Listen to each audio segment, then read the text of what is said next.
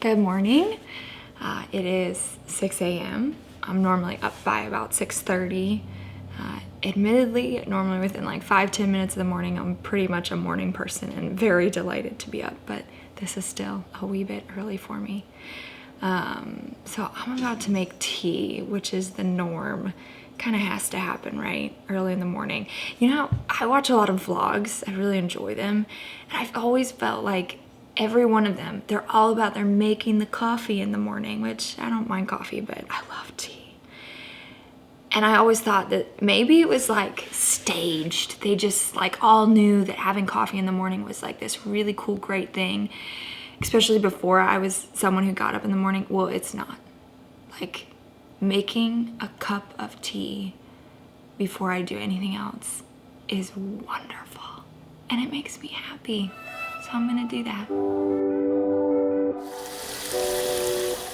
This right here might be my greatest contribution to anyone's life who's watching this. Earl Grey tea. All I know is that it is so good and it makes my morning happy.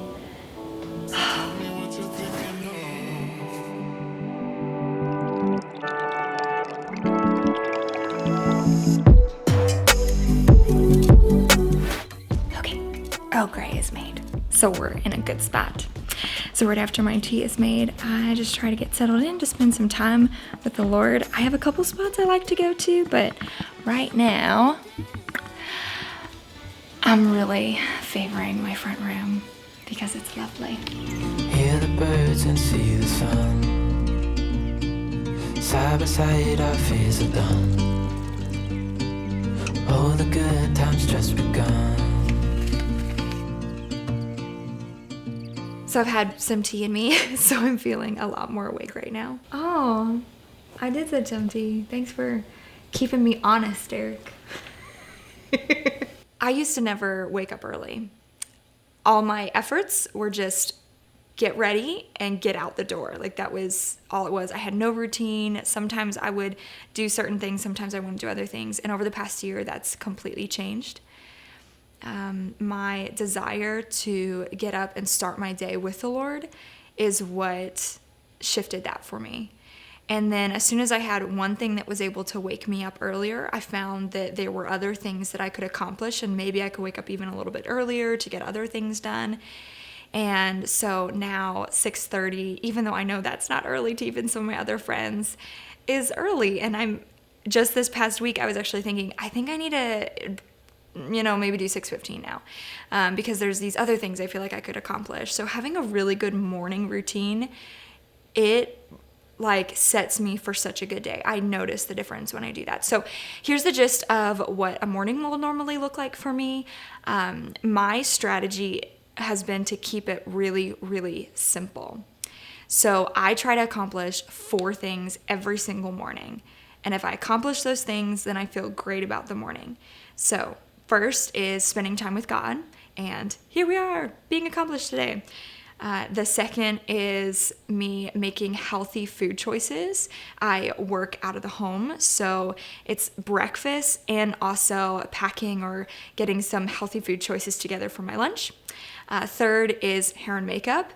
I actually have to put that one on my list because I could throw my hair in a ponytail and not put any makeup on. And I just noticed that I just don't feel as great that day. So that is on my list to get it done in the morning. And then the fourth is to make my bed. I feel so much better just having a nice bed. And side note, this happened because my husband bought me a beautiful bed set for my birthday. And before this, so it's only been 2 months that I have consistently been making my bed. And because it's so beautiful and I have like 7 pillows, they're fluffy and they're pretty, I want to make my bed. So maybe that's a tip, that if you don't even like what your bed is, blankets you have in your bed, you don't have any order to it, you don't even know what it looks like in like a really pretty completed state, maybe work on that. And then once you get that, once you feel really like you enjoy your bed landscape, I suppose, then I find it motivating to make it in the morning. I was also just gonna put like kind of another plug out there too, just about this first one of spending time with the Lord. So I was saved at a young age, and rededicated my life or regave my life to the Lord in my 20s. And still, in that entire time, I always had that desire to spend time with the Lord every single day in the morning. But I just thought it was impossible and also unreasonable, actually, because I could spend time with him in the evenings and I could spend 2-4 hours on the weekend studying or researching something or praying about something. And my routine and my pattern was irregularity. And I could go a week without reading my Bible, and then I would read my Bible for 2 weeks in a row and at different times during the day. And it was just all over the place. And I knew I didn't like it, but I still thought I was fine and okay. And I had so many, dozens of mentors, dozens of advisors, friends, people that I really trusted that had really firm spiritual foundations that encouraged me. Like, this is what's really created the foundation of my relationship with the Lord. It's that every single morning I get up and spend time with him. And so something shifted. This was the first thing that I started implementing. It was the first reason why I started getting up earlier than I needed to survive, was that I wanted to spend time with the Lord. And now, like yesterday, I had to go into work an hour early, and I felt the void all day long. I felt the void of me not having something to fix my eyes on that had just been presented before me. I felt the void of, I didn't get time to sort of like throw all this stuff at Jesus' feet, to be reminded of who he is. I felt that void. And so now, like, I love this time in the morning. And I also, on the other side of figuring out how to wake up early and spend time with the Lord, I'll just tell you, you don't even think about it. Like, it's not this cumbersome, burdensome, horrible thing, you know, like, oh, I'm slaving and laboring away at waking up early every single morning. It's just not like that. Like, this is normal. The 4 things that I listed off, you'll notice that my daughter, Hadley, was not on there anywhere. That's because I just wake her up. I just sit with her and have breakfast. I just do life with her in the morning. I don't have to make this a part of any checklist for me in the morning because it's normal and it's natural. And that's how spending time with the Lord has become with me. Like, this is normal, it's natural, I crave it, I need it, and it's sweet, and it's not always perfect, it's not always like, oh, I get something great out of it. It's just needed. I just need that time with him. My husband was reminding me last night from Philippians, how Paul says in chapter 4 that we are supposed to think on things that are good and true, and that these things then bring us peace. And he was reminding me that that list there of the things that we're supposed to think about actually references Psalms 119, where he describes what the Word of God is like. And so this is how we get peace in our life, right? This is what Paul's saying. We get peace in our life by spending time thinking on, meditating on, and being with God, who's true, who's good, who's pure. And that we also get peace by presenting our requests to him, by talking with him and communicating with him. And so that is the best way to start a routine, in peace with God. I hear Hadley, actually, so let's go wake her up. Mm-hmm.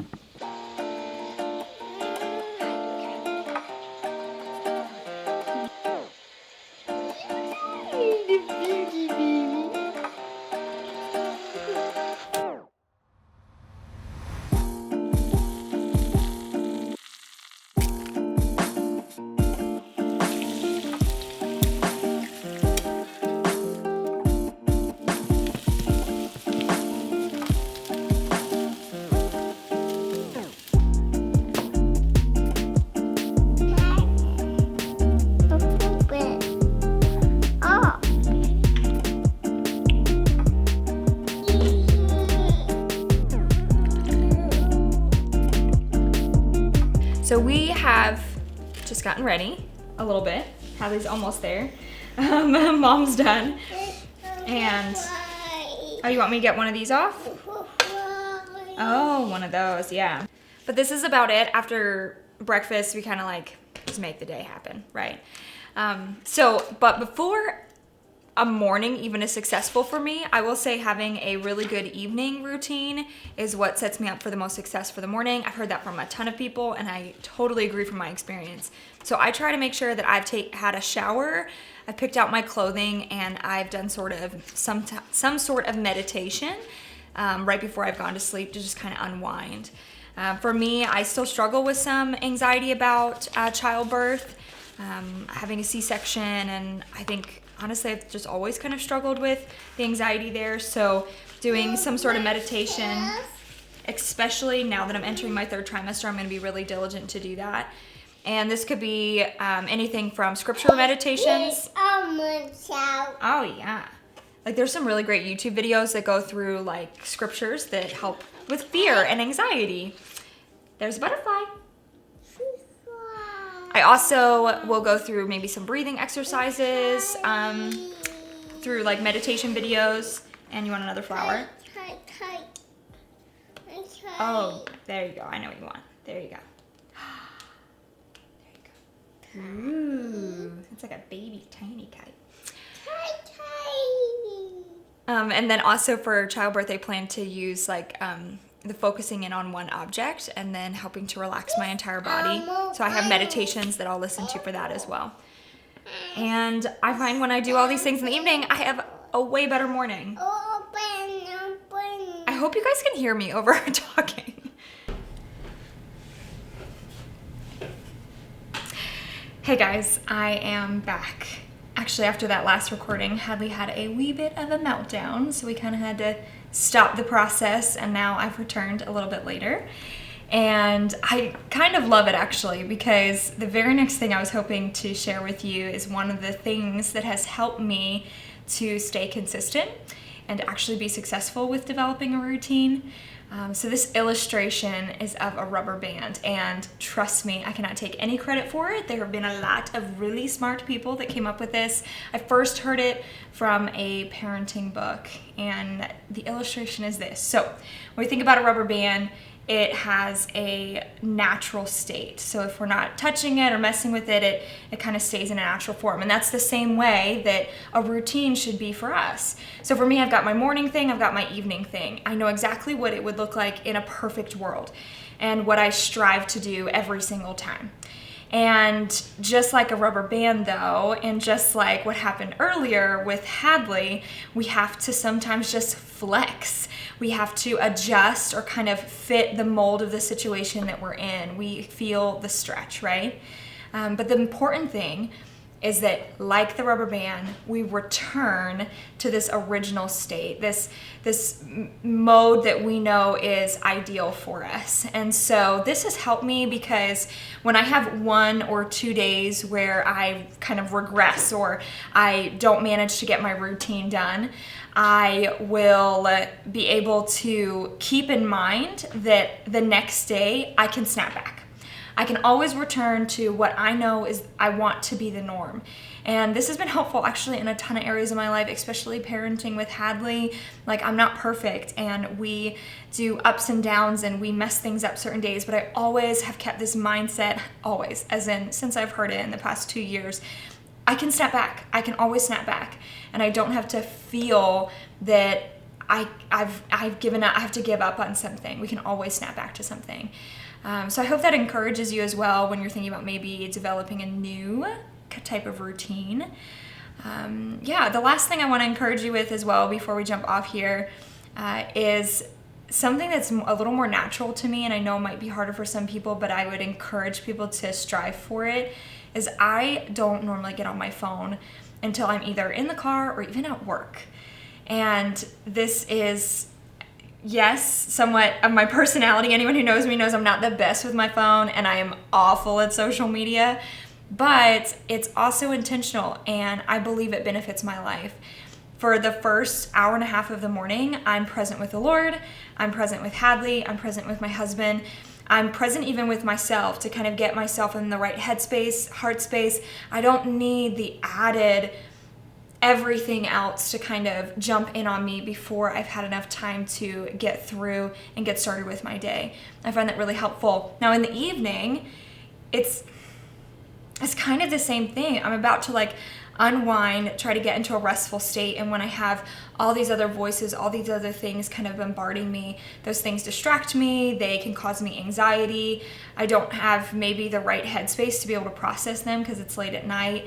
And there's a ton of studies that show that having that screen in front of our faces right before we go to sleep does not help us sleep well. So I would encourage you, maybe it's not eliminate the phone, maybe it's just eliminate social media, because everyone knows, including myself, that you log on there and 15 minutes are gone.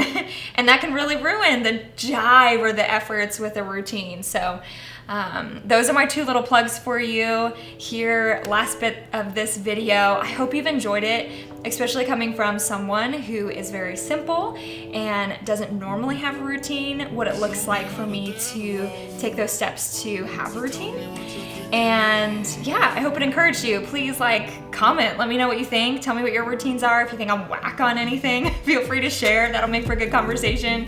And make sure to like as well. The more likes we get, the more people get to be encouraged on their faith journey as well, especially through pregnancy. And yeah, subscribe to the 2 videos that are on here, but also to many more that are coming through the rest of my pregnancy. I'm looking forward to sharing more and more with you. Thank you so much for watching. I really appreciate it, and I'll talk to you again soon. Bye.